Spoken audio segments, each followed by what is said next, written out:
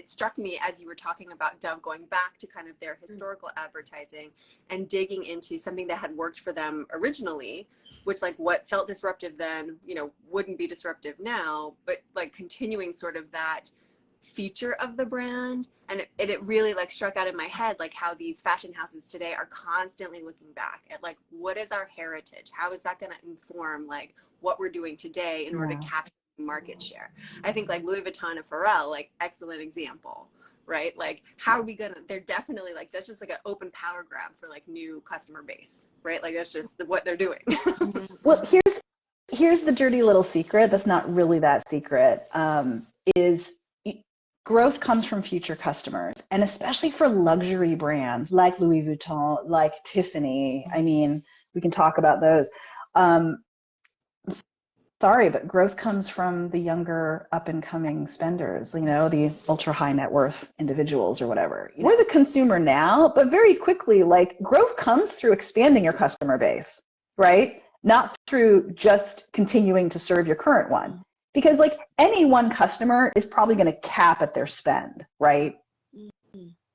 I'm kind of being brutally like businessy right here, but it's like, so business growth, whether it's Tibi, whether it's anybody else, growth comes from acquisition of your new customers, your future customers. So I think about that. And I think for houses like Louis Vuitton, like Tiffany, like let's talk about the Not Your Mother's Tiffany campaign, right? It is a brutal acknowledgement that your current customers are aging out and your new customers are coming in. And survival as a luxury brand like those is about always growing your customer base and being relevant and desirable to these millennials and Gen X coming up. It was Business of Fashion. They shared some kind of a statistic that like by 2025, so like in a year and a half, millennials and Gen Zs are going to represent 45% of all global luxury sales. Yeah. I'm a little older than millennial, so it's like, hi, me also.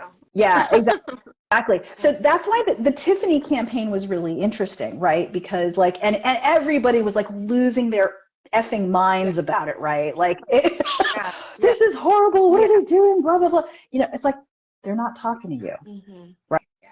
Right? So they had to break, and this happens all the time. Louis Vuitton is also doing that too. And also you have these houses where like, I think one of the trends you're probably noticing is also that like some of these luxury houses are moving away from a centralized creative director to sort of a collaborative creative direction approach, right? And that's another way. Part of that might be practical, right? And there's also an advantage to that because you're more inclusive, you're showing greater diversity, and you're bringing in and giving platforms for up and coming designers who wouldn't have a platform.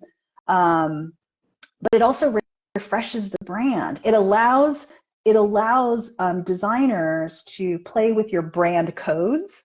And fashion and luxury are interesting to me because that is it's a great way to study how do brand codes work, right? But it's kind of interesting with like, even like with Pharrell coming to Louis Vuitton, I think part of the plan is to still leverage and feature kind of guest creative directors and designers under the Pharrell kind of management and leadership. But it allows the brand to stay refreshed and relevant to audiences by allowing different designers to interpret their brand codes. Yeah. Well, and it's kind of mitigation of risk, right? For them, they're not putting all their eggs in one basket. They get to like, it's kind of like a VC, right? Like you expect some of these things not to pop, but you want to diversify enough that you're like reasonably assured that some will.